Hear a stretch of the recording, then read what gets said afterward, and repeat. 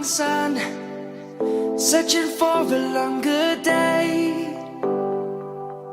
People feeling like the light has just come. We must never stop the way. Birds jumping and I hear my name, grasping into a life. Assalamualaikum. Perkenalkan, nama aku ini. Jadi aku adalah founder dari Riz Makeup. Aku akan menceritakan bagaimana awal mula aku bisa ada di posisi ini dan punya Riz Makeup.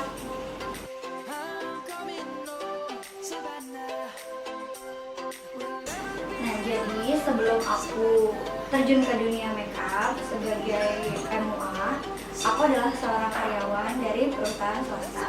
Jadi di situ adalah pengalaman pertama aku buat juga ketemu makeup gitu kan. Jadi aku kan karyawan biasa nih. Nah, sambil saya cari tambahan, aku bikin all shop. Nah, all shopnya itu jualannya adalah makeup. Jadi dulu Riz Makeup itu adalah bukan Riz Makeup yang sekarang. Jadi dulu Riz Makeup itu adalah nama sebuah all shop gitu. All shopnya itu jualannya lipstick dan alis. Jadi dulu itu ada namanya alis pensil kan. Nah, sebelum booming alis gel, jadi aku jualan si alis gel itu gitu. Nah, di tempat lama juga aku mengenal makeup itu dari teman aku.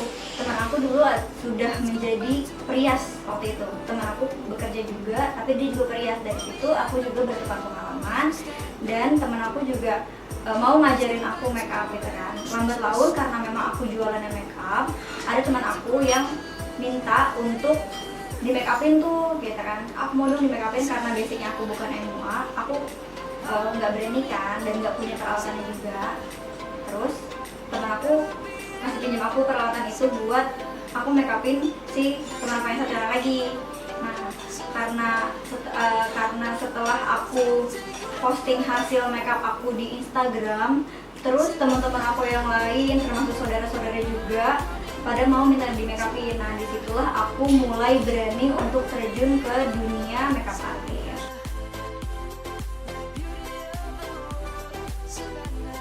Nah, dari situ kan aku emang gak ada niat untuk menjadi perias ya. Karena kebetulan ada kesempatan, akhirnya aku belajar untuk menyempurnakan hasil riasan aku. Sambil aku kumpul-kumpulin juga produk-produk apa aja yang aku butuhin untuk jadi perias. Jadi sambil kerja, sambil terima job, sambil aku kuliah juga, sambil aku kursus juga di situ. Jadi sebelum sampai sekarang ini juga aku nggak otodidak banget gitu. Jadi aku juga tetap kursus untuk menyempurnakan hasil riasan aku.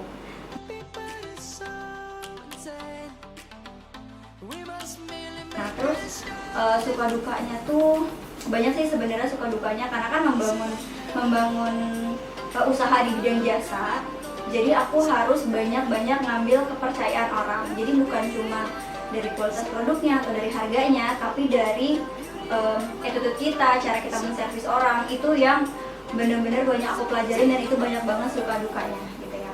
Pertama, kalau misalnya dukanya mungkin teman-teman bakalan kaget, yang biasanya kalau kita kerja bangunnya tuh subuh gitu kan, terus kita berangkat, habis itu pulang sore dan lain-lain. Nah, kalau misalnya kita jadi perias, itu nggak bisa, kita tuh harus bangun sekitar jam 2, jam 3. Nah, itu yang bikin aku kaget, wow, jadi perias itu ternyata bangunnya pagi banget. Kalau teman-teman yang nggak kuat bangun pagi, itu tuh bakalan susah banget gitu.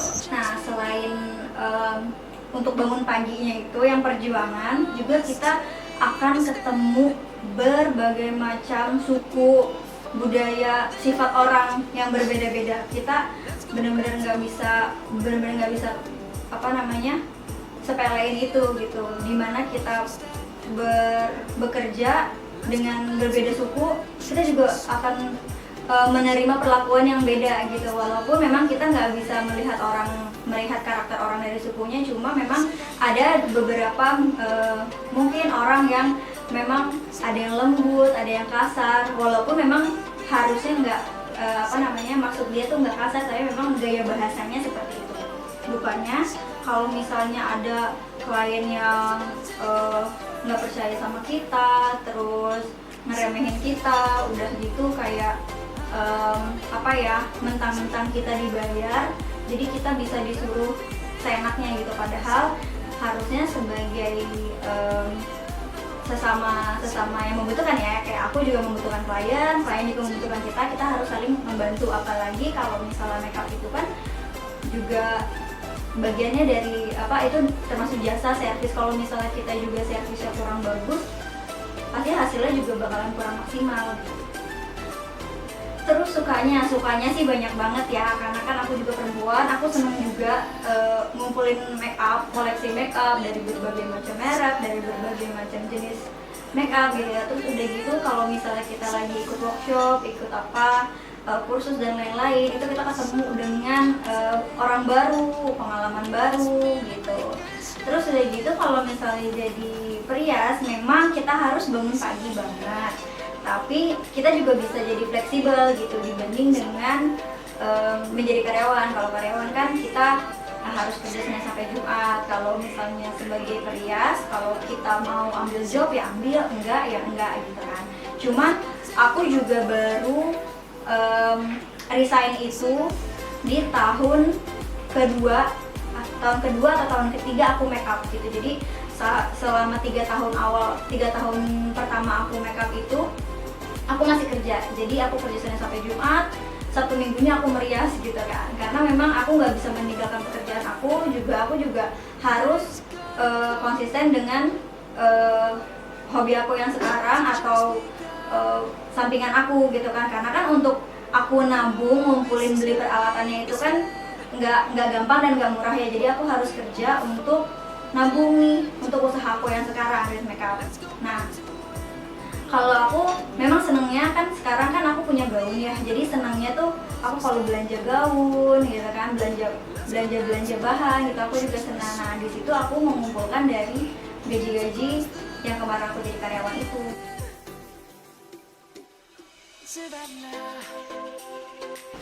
Alasan aku tetap bertahan di Res Makeup bahkan sampai aku mengorbankan pekerjaan aku resign, karena memang aku ternyata menemukan kesenangan aku tuh di sini gitu kan.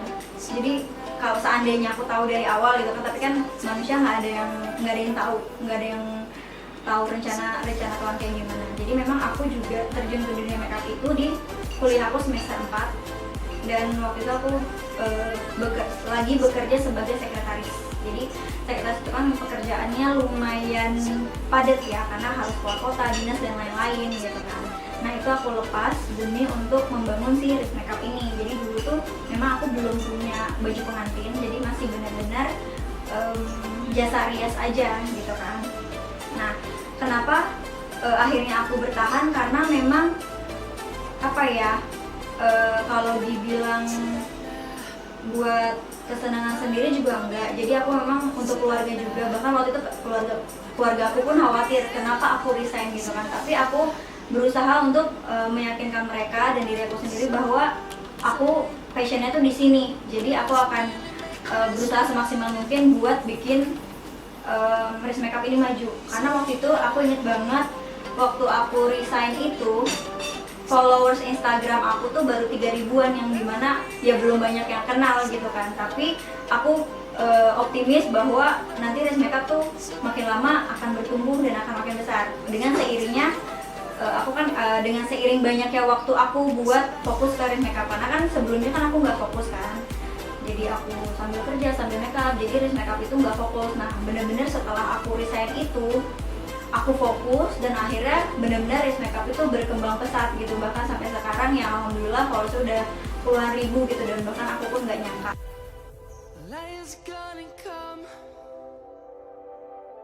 Aku memulai makeup pengantin itu kalau nggak salah ya, seingat aku mulai tahun 2000. Kalau makeup sendiri aku senang dari tahun 2014-2015. Jadi aku mulai punya klien pengantin itu kalau nggak salah di 2016, tapi waktu itu aku di bookingnya bukan untuk wedding, tapi temennya kliennya itu minta aku buat makeup aja gitu, walaupun itu buat makeup wedding. Jadi aku belum benar-benar terjun ke makeup wedding waktu itu.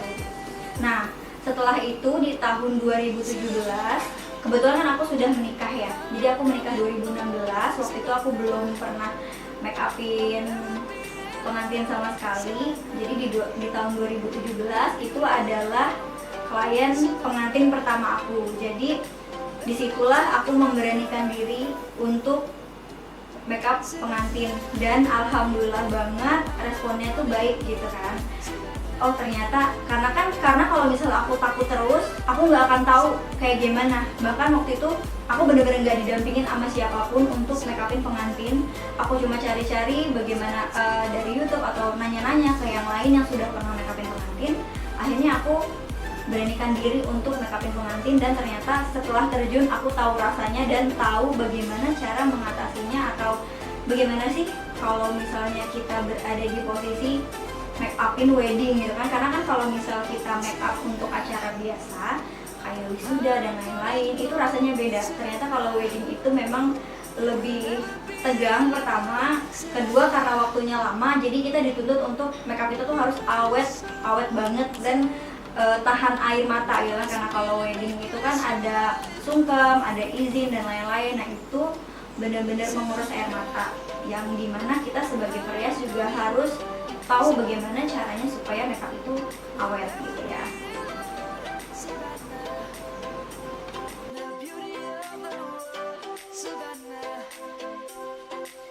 Kenapa aku memilih untuk menjadi makeup artist pengantin? Karena memang tuntutan, jadi dimana kita harus berkembang kan.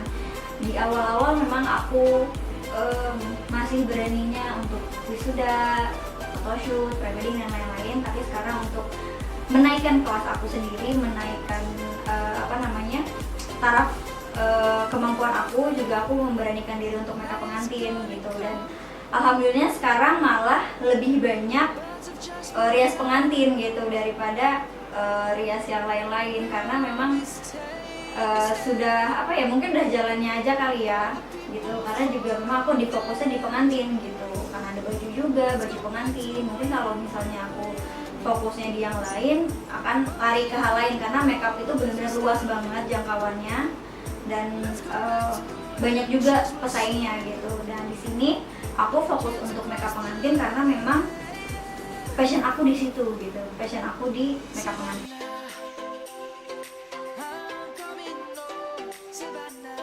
Nah, dari mana aku belajar makeup?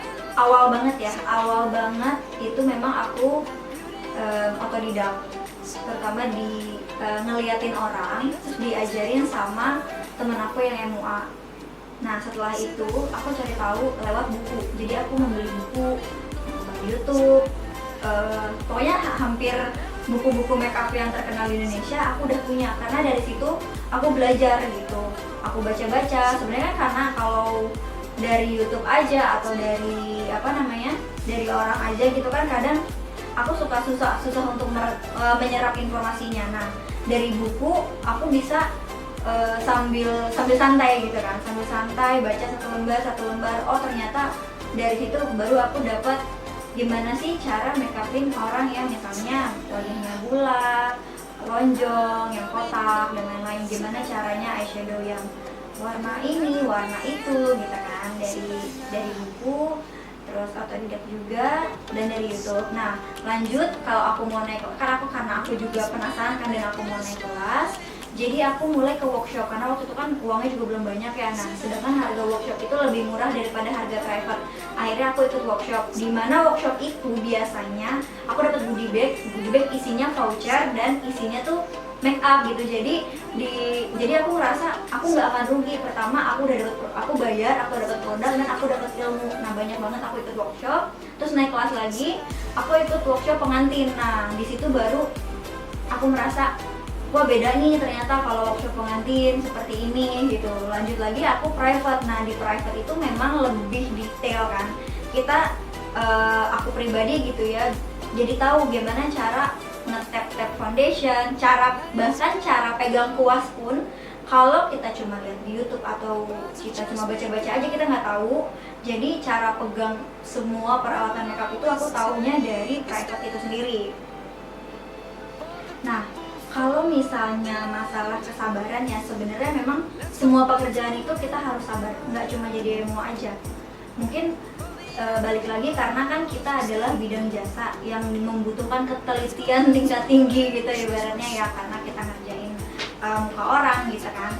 Karena kalau misalnya kita buru-buru, nggak sabar, nggak teliti, itu hasilnya tuh jadi kurang bagus, kurang maksimal gitu. Makanya memang sebagai ilmuwan itu kesabarannya mesti ekstra. Belum lagi karena kita bangun pagi masih ngantuk dan capeknya juga lumayan capek karena kan kita sebelum jalan udah gendong koper, bangun pagi kita harus setting tempatnya gitu kan. Kesabaran itu perlu sih sebenarnya. Kalau orang yang nggak sabar banget juga pasti akan mundur sendiri, pasti mereka akan kalah sendiri. Banyak banget orang yang awalnya pengen jadi ilmuwan, ternyata ujung-ujungnya kalah sendiri karena memang pekerjaan ini tuh kelihatannya aja gampang, tapi ternyata setelah dijalani itu susah gitu kan. Cuman balik lagi ke keyakinan kita masing-masing seperti itu, bahwa kita bisa nggak sih buat di bidang ini, kita sabar nggak sih buat di sini, dan juga dukungan dari orang sekitar. Kalau kita udah tekun, udah sabar, udah